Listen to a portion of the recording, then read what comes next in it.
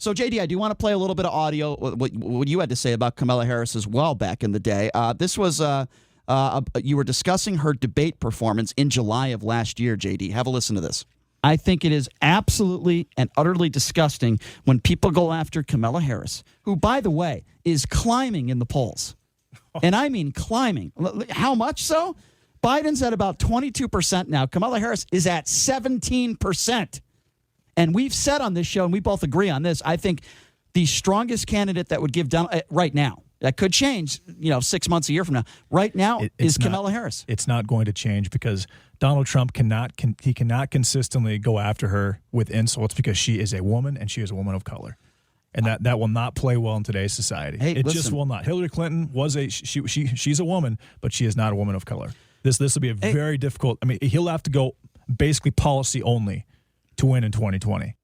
All right, there you go. That's the words of Brian Shapiro and J.D. Sharp. That was over a year ago.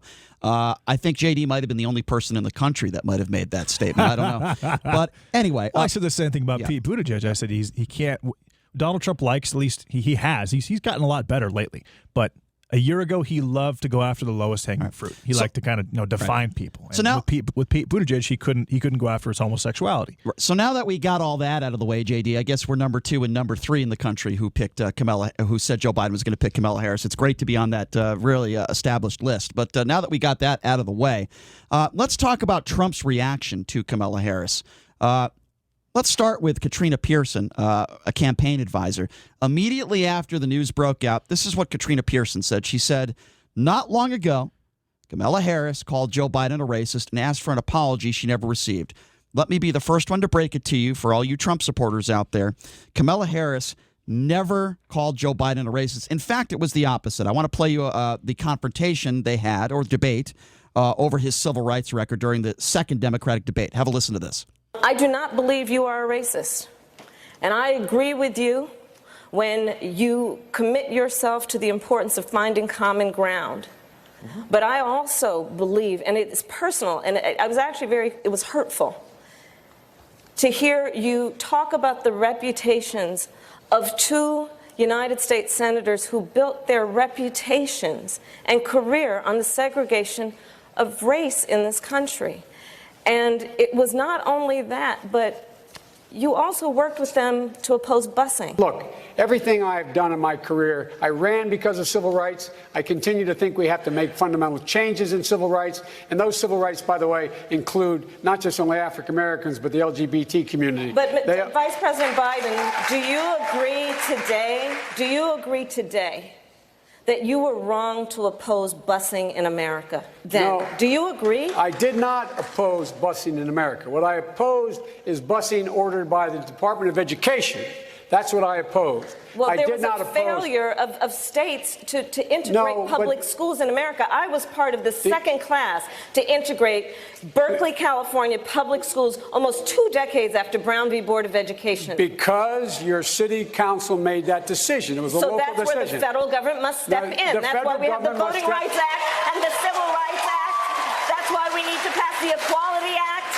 That's why we need to pass the ERA, because there are moments in history where states fail to preserve the civil rights of all people. Okay, so let me respond to that, first of all, by saying this again. She did not call Joe Biden a racist, so the campaign, the Donald Trump campaign, is lying. I mean, she basically called him a segregationist. She did not call him a segregationist. That is not true. I didn't let me finish. A segregationist apologist. That is not true. She did not call him that. For his relationship with the man that he, in 1973, the bill that he pushed for, and then also Robert K. Byrd, who obviously was the exalted cyclops of the Ku Klux Klan. I am not. Actually, Biden spoke at his memorial service. I am going by what Kamala Harris actually said, and she's talking about policy, and that's what I want to focus on, not what I thought she might have said, or a Trump lie from the campaign calling, saying that she called Joe Biden a liar. The liars are the Trump administration. I know that's a shocker to many people, but I want to read what Kayleigh said, the Donald Trump's press secretary.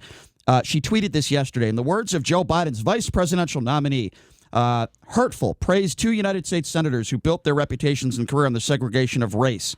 So what Kayleigh's doing is she's going back and she's taking that moment in the debate. I want to read you a couple statements that Kayleigh said about Donald Trump back in the day. She called Donald Trump a racist on CNN and also said that he made derogatory and hateful comments about Mexican immigrants. She said that on CNN. She also said, quote, Donald Trump has shown himself to be a showman. I don't think he's a serious candidate. She said that on CNN and Fox Business in 2015. She said, I think it's a sideshow. So if Kayleigh should be the last person on the planet that should be talking about what statements that people have made in the past. She called the man that she works for a racist. Okay, anybody should have a problem with that. Now, my opinions on Kamala Harris are this. If you want to go after her policy, go ahead and do so. Okay, but let me bring some facts to your attention for all the people on the right out there that are calling her a liberal. And then they're saying, well, she over-prosecuted. Which one is it? Liberals don't over-prosecute people. You can be a liberal in different areas. You can have radical policy in different areas that don't involve crime or law enforcement. Well, let's talk about that you radical can be very, policy. very radical here and not so much here. Well, let's talk about that radical policy that a lot of people on the right are claiming. A lot of people are saying she put all these people in jail for minor offenses and put all these black people in jail for minor offenses. Let's talk about that for a second, because let's talk about the facts. Roger Stone did a pretty good job of that last segment. Well, but I gave the stats, and then when I gave the stats, he moved from Harris to Joe Biden. When I interviewed Roger Stone, I corrected him on what he said, and then he moved from Harris to Joe Biden. He didn't dispute what I said. At this point, they're one and the same. No, they're not. How are they not? They have different voting records. That is not factually accurate. Actually, excuse me. Based on the audio that we just heard, I'm curious: is Kamala Harris the candidate, or is Joe Biden the candidate right now? Because it sounds absurd. to me.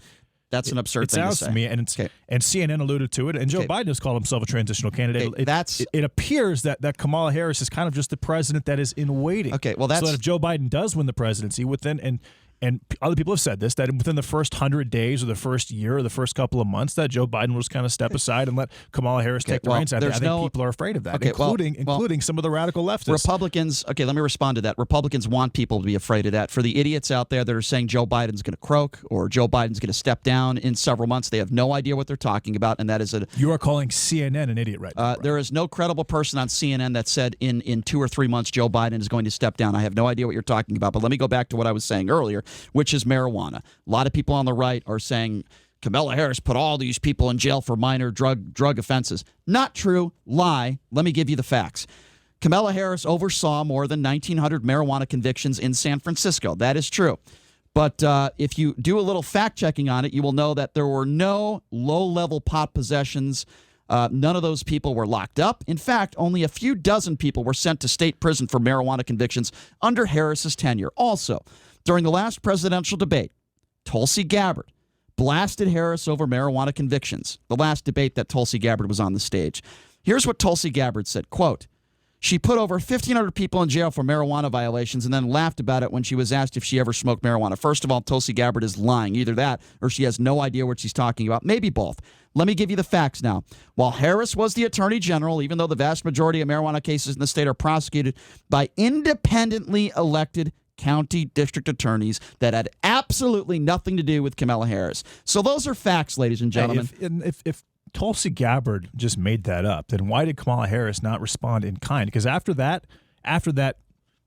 Gabbard-Harris, we'll call it just public destruction, she dropped out of the race, and her approval dropped down to 2%. So she actually got 2% of the vote at that point. I mean, so that's a different subject. That essentially ended her presidential her campaiging. I disagree. That's not what ended her presidential campaign. Yes, that exchange essentially ended her presidential campaign. Just like, in my opinion, getting Joe Biden, bringing on Kamala Harris as his VP effectively ended his presidential campaign last night. I think Trump is going to win in an absolute landslide. Fine. The Republicans now, they have so many things that they can, and I've thought that before, but they have so many things that they can just attack Harris on relentlessly. Okay, well, that's fine, but attacking her for sleeping with someone 30 years ago, that's let me totally just finish. Separate. Okay, let me finish. Hold on, let me finish. Okay. The people, if you want to attack her on policy, be factually accurate. I just gave you the facts. So that's number one. Number two, there's no evidence to support the fact that Joe Biden is going to drop out. That's not going to happen either. And people that say that don't know what they're talking about. Just like I just think he can't win. If I can finish, the same people. Well, that's fine. You're entitled to your opinion. Yeah. I disagree with you.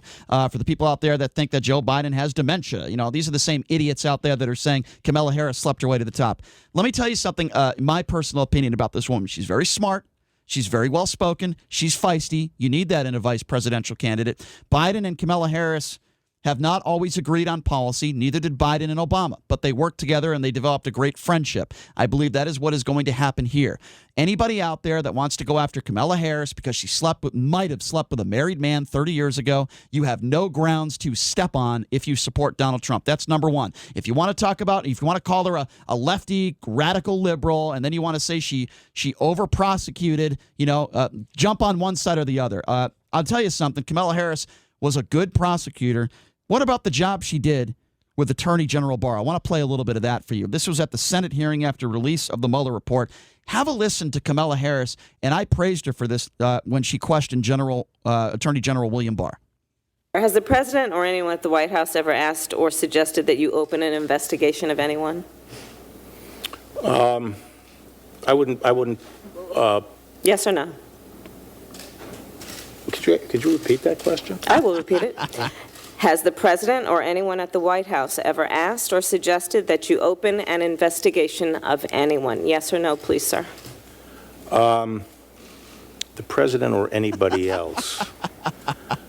Seems you would remember something like that and be able to tell us. Yeah, it does. Yeah, but I'm trying to grapple with the word suggest. I mean, there have been discussions of matters out there that they have not asked me to open an investigation, but Perhaps they've suggested, I don't know. I wouldn't say suggest. hinted, I don't know. inferred. You don't know. A lot of synonyms there. Unbelievable. Boy, she got him good there. So, very capable woman, very successful woman. You disagree with her policies. Republicans have the right to do that. Anyone who doesn't like her has a right to do that. But you're gonna, these other personal attacks are absurd.